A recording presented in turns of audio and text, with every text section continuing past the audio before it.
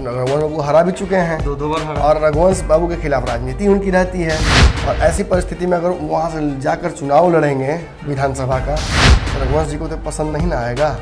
हालांकि अभी तक ये स्पष्ट नहीं हुआ कि किस आधार पर वो आ रहे हैं चुनाव लड़ने, यहाँ पे आ रहे हैं या पार्टी में जुड़ेंगे, अगले लोकसभा में ट्राई करेंगे या MLC बनाया जाएगा, ये सब स्पष्ट नहीं हुआ। लेकिन पार्टी में एंट्री होगी तो तय होगी। अब तेजस्वी के पैर के नीचे की जमीन ही रजिस्ट्री कराने में लग गए हैं नीतीश कुमार और बाकी लोग। लेकिन फिलहाल एक बड़ी बात यह है कि तेजस्वी जाकर मिल रहे हैं तो वो बहुत मान नहीं रहे उस बात को। और बार बार मनाना क्यों? यही आपने जो बात कही वो बहुत सटीक थी कि कहीं ना कहीं उस क्षेत्र में, जिस क्षेत्र में नाक है लालू की, वहाँ सीधा तौर पर इनका इंटरफेरेंस। रघुवंश प्रसाद ने कई बार लालू की नाक वहाँ से बचाई। एक बार बहुत प्रयास करने के बावजूद राबड़ी देवी वहाँ से हार गए। अब उसके बाद कहीं ना कहीं तेजस्वी यादव को लेकर परिस्थितियां बनी हैं। अब समझ लीजिए कि इनको जब सेफ सीट खोजा जा रहा है तो तेजस्वी सेफ सीट नहीं ना खोज सकते हैं। तेजस्वी का ट्रेडिशनल सीट पे वो चुनाव लड़े थे अपने पिता के माँ के, उनको वहीं लड़ना पड़ेगा। और आपको पता है कुछ दिन पहले वहीं की एक टीम आई थी और आकर विरोध करके गई थी कांग्रेस या राजद कार्यालय के बाहर।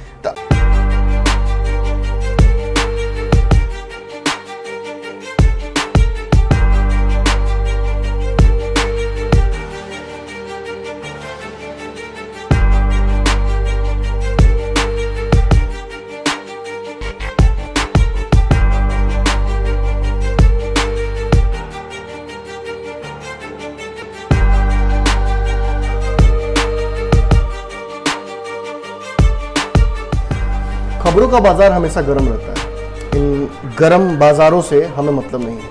हम खबरों का बाजारीकरण नहीं करना चाहते। हम उन खबरों की तह तक पहुंचना चाहते हैं जिन खबरों की वजह से आपके जीवन पर असर पड़ता है। हम खबरों का पंचनामा करते हैं।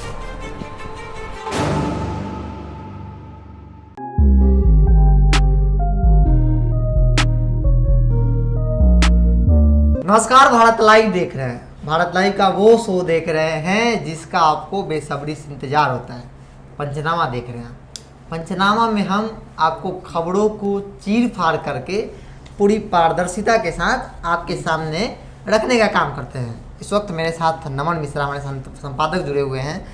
इनसे बातचीत करेंगे आरजेडी के ऊपर। आरजेडी में खासकर राघोपुर विधानसभा क्षेत्र, जहां से तेजस्वी यादव नेता प्रतिपक्ष तेजस्वी यादव सिटिंग MLA है। बहरहाल बातचीत करते पहले हम आपको उनकी, चूंकि आरजेडी की परंपरागत सीट मानी जाती है राघोपुर, तो थोड़ा कुछ दिन पहले की बात करें, कुछ वर्ष पहले की बात करें तो वहाँ से 1995 में लालू प्रसाद यादव पहली बार विधायक बने थे वहाँ से, मतलब कि राघोपुर सीट से। 2000 में फिर दोबारा बने।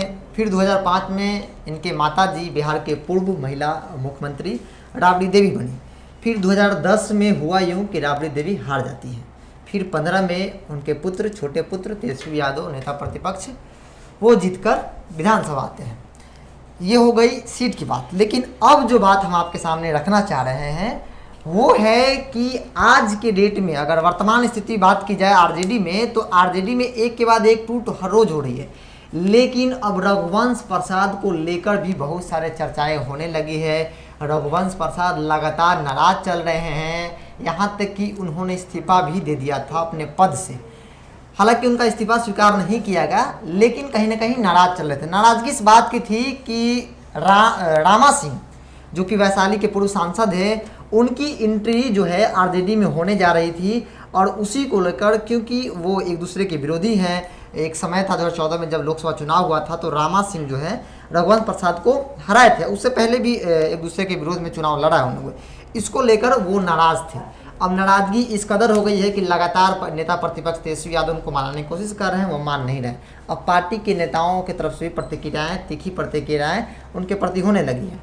लेकिन इस बीच एक और बड़ी बात है कि अब जो है रामा सिंह भी बयान देने लगे हैं कि हम 29 तारीख को पार्टी की सदस्यता ज्वाइन करेंगे और बहुत कुछ बातें बोली। खैर, उन सभी चीज़ों पे हमने आपको पहले बताया भी, लेकिन पंचनामा में खबरों की चीरफाड़ करते हैं। पहले सर, क्या लगता है, चुनाव है, अब कहीं ना कहीं ऐसा लग रहा है, चूँकि आरजेडी की अगर वोट बैंक की बात की जाए तो MY माना जाता है परंपरागत, सवाल ये है कि क्या अब तेजस्वी यादव को अपने सीट से डर लगने लगा है क्या, क्योंकि अब रघुवंश प्रसाद के को छोड़ने जा रहे हैं और रामा सिंह का सपोर्ट लेंगे, तो रामा सिंह का दबदबा है उस क्षेत्र में। क्या लगता है समीकरण बदल रहा है इस बार का? देखिए गेम तो आपने बहुत सही पकड़ लिया है। मैं आपको इसलिए बधाई भी दूंगा क्योंकि बिहार के बड़े बड़े जो पत्रकार हैं सो कॉल्ड, उन्होंने बहुत सारी चीज़ें इसमें पढ़ी हैं। ब्रेकिंग के पीछे भाग रहे हैं कि तेजस्वी मनाने जा रहे हैं, तेज प्रताप क्या कह रहे हैं, ये सब चीज़ यूजलेस है।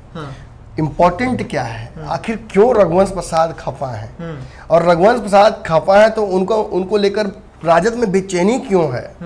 राजद जैसे एक बड़ा पिलर माना जाता था, जदयू के श्याम रजक थे, एक दलित समाज के चेहरे भी थे, नीतीश के हिमायती भी थे, वो चले गए, जदयू को कोई फर्क नहीं पड़ा, कोई फर्क नहीं पड़ा। हाँ, एक जरूर बट्टा लगा नीतीश कुमार पर कि नीतीश कुमार ने दलितों का साथ नहीं दिया, इसलिए वो आरोप लगाए गए, लेकिन वो तो पहले भी कर चुके हैं। वो पहले भी नीतीश कुमार के साथ नहीं थे, वो लालू के साथ थे, लालू पर भी आरोप लगाया था, तेजस्वी को परिपक्व कहा था, अयोग्य कहा था। बात यहाँ ये है कि दो इम्पोर्टेंट चीज़ें हैं रघुवंश प्रसाद के पास।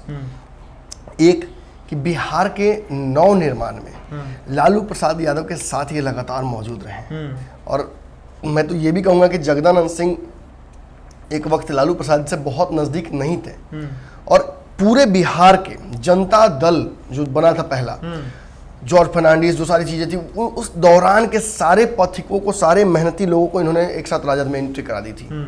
और इतना ही नहीं, बिहार के रूरल पंचायत को लेकर जो भी गांव के स्तर की राजनीति थी, उसमें दबदबा लालू का इन्होंने बढ़ाया था। इनकी एक स्ट्रेटेजी थी जिस पे इन्होंने काम किया, और इसी कारण से लालू का हमेशा इन्हें नंबर 2 के लालू के बाद इस पार्टी में माना गया। लेकिन कालांतर में हमने देखा कि चुनाव हार गए 1-2 बार, क्योंकि बड़े अलग तरीके के ढीठ इंसान हैं, अलग तरीके से राजनीति करते हैं। मन लगा तो ठीक है, वरना नहीं लगा तो किसी को भी कुछ बोल देते हैं। स्पष्टता इनकी जानिए, टीचर भी रहे हैं, शैक्षणिक बैकग्राउंड से रहे हैं, गुरुजी लोग कहते हैं, बरहम बाबा कुछ लोग कहते हैं। अब बरहम बाबा खिसिया जाते हैं तो आपको पता ही है क्या होता है, उस गांव से जो जाता है उसको पटक देते हैं। कहावत तो सुनी ही हो गया आपने, जो हमारे दर्शक को भी जानते होंगे कि बरहम बाबा खिसिया गए तो उठा के पटक दिए हैं, बस पीठ पर चढ़ दिए हैं। बहुत तरह की परिस्थितियाँ, खेत में नदी में लेकर उलट दी हैं, ये सब होता है, और ये हमारे दिमाग में बैठा हुआ है पहले से, और कहीं ना कहीं ये बरहम बाबा इनको कहा जाता है। अब ये व्यक्ति अगर राजद में लालू के बाद नहीं रहेगा तो एक बड़ी रिक्तता हो जाती है। लालू और रघुवंश एक साथ नहीं रहने का मतलब कि राजद का जो एक्सपीरियंस है वो आधा हो जाता है। देखिए कालांतर में एक समय था कि जब शिवानंद तिवारी ने भी साथ छोड़ दिया था। मैंने आपको बताया था कि एक जगदानंद सिंह भी एक सर्टेन उनकी कैपेबिलिटीज हैं, वो ज़्यादा आपको देखिएगा कि नीति निर्धारण में रहते हैं, संगठन को लेकर बहुत ज़्यादा वो चिंतित नहीं रहते। संगठन को लेकर की कार्रवाई उनको तब दी गई जब उन्हें लगा सभी को कि कहीं ना कहीं यहाँ व्यवस्था नहीं है वैसी।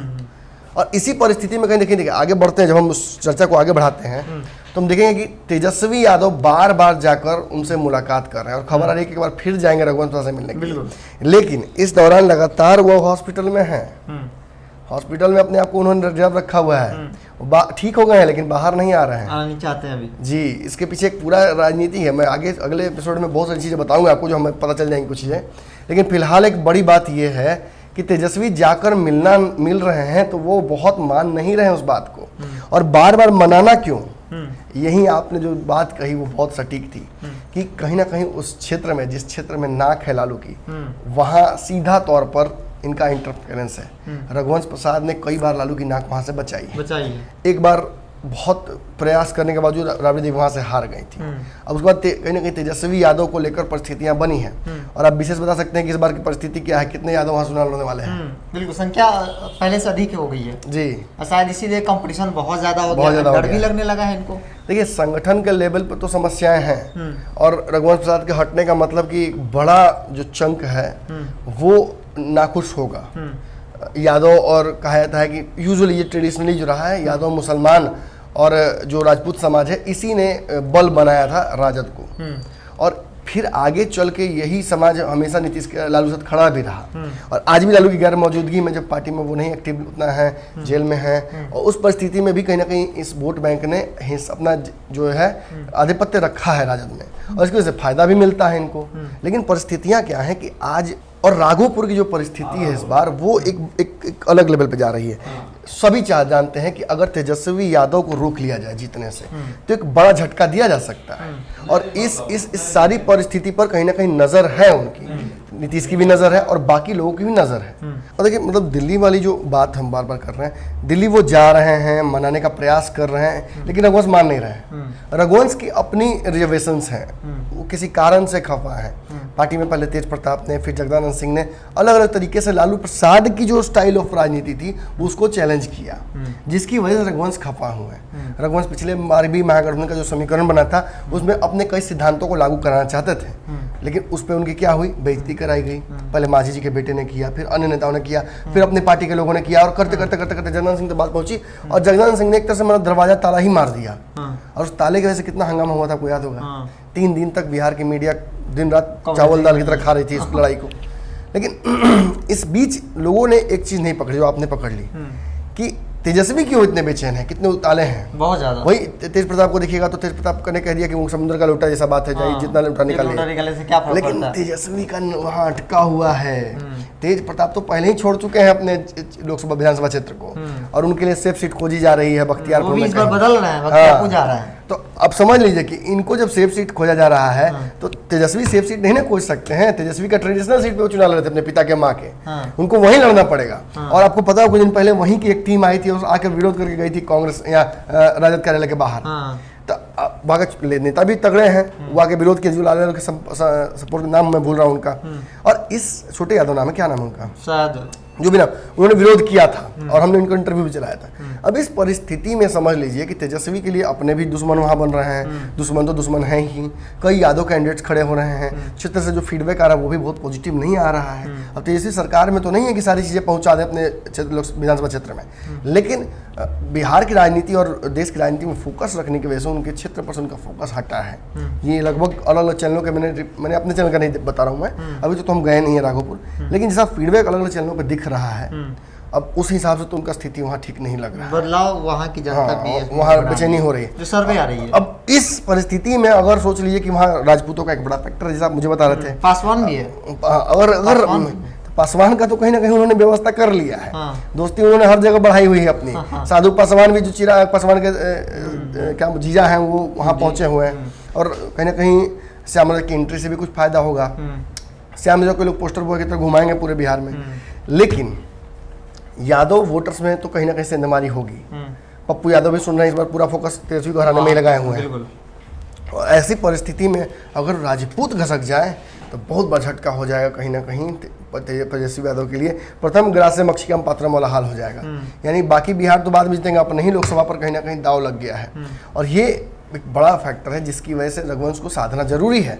लेकिन एक बात तो स्पष्ट हो गई है कि रघुवंश जी के नाराजगी की वजह से कहीं ना कहीं रामा सिंह की एंट्री है, और रामा सिंह भी उसी क्षेत्र से आते हैं, और रघुवंश बाबू हरा भी चुके हैं, दो बार हरा, और रघुवंश बाबू के खिलाफ राजनीति उनकी रहती है। और ऐसी परिस्थिति में अगर वहाँ से जाकर चुनाव लड़ेंगे विधानसभा का, तो रघुवंश जी को तो पसंद नहीं ना आएगा। हालांकि अभी तक ये स्पष्ट नहीं हुआ है कि किस आधार पर वो आ रहे हैं चुनाव लड़ने, यहाँ पे आ रहे हैं या पार्टी में जुड़ेंगे, अगले लोकसभा में ट्राई करेंगे या MLC बनाया जाएगा, ये सब स्पष्ट नहीं हुआ। लेकिन पार्टी में एंट्री होगी ये तो तय हो गया है। ऐसे में रघुवंश प्रसाद के बारे में भी कुछ खबरें आ रही हैं दिल्ली से, बाबा के कुछ सूत्र ऐसी ऐसी खबर ला कर दे रहे हैं जो खबर अभी बताने पर तो विस्फोट हो जाएगा बिहार की राजनीति में। लेकिन खबरों को थोड़ा और हम तहकीकात कर लेंगे, अब ऐसे ही तो कुछ बोलना उचित होगा नहीं होगा। सूत्रों को भी थोड़ा सा तहसील से देखना पड़ता है, आराम से उन सूत्रों को, कुछ साइंटिफिक टेक्नोलॉजी है जिसको हम लोग उपयोग करते हैं भारत लाइव में, उस तराजू पर तौलेंगे, उसके बाद बताएंगे। लेकिन एक बात तो आपने बिल्कुल सही कह दी है कि अब तेजस्वी के पैर के नीचे की जमीन ही रजिस्ट्री कराने में लग गए हैं नीतीश कुमार और बाकी लोग। हाँ बिल्कुल, कहीं भी तेजस्वी यादव के लिए पूरे बिहार जीतने के बजाय ये कहें तो पूरे बिहार पे फोकस करे और उनकी अपनी जो सीट है जहाँ से चुनाव लड़ेंगे वहीं खिसक जाए, इस बात की चिंता कहीं ना कहीं, क्योंकि वहाँ का जो समीकरण है, राघोपुर का समीकरण जो है इस बार कहीं ना कहीं डगमगा रहा है। वहाँ पे पासवान भी है, हिमाई समीकरण तगड़ा है, और उस बीच चूंकि परंपरागत सीट रही है आरजेडी की, और यदि पप्पू यादव का भी एंट्री कोई वहाँ पे छोटा मोटा एंट्री नहीं है, यादव वोट में संदमारी में कोई शक नहीं इस बार वहाँ पे। और दूसरी बात है कि एक तरफ रघुवंश नाराज चल रहे हैं चूँकि रामा सिंह की एंट्री हो रही है। तो बहरहाल आगे की क्या कुछ खबरें होगी हम आप तक अपडेट तो करते ही रहेंगे। तो अभी फिलहाल के लिए इतना ही, हमें दीजिए इजाजत, नमस्कार। बढ़ाएं अपना कदम सक्सेस की ओर शिखर करियर इंस्टीट्यूट के साथ। शिखर करियर इंस्टीट्यूट पूर्वी भारत में एकमात्र कोचिंग संस्थान जो एक्सक्लूसिवली है मेडिकल एंट्रेंस एग्जाम के लिए।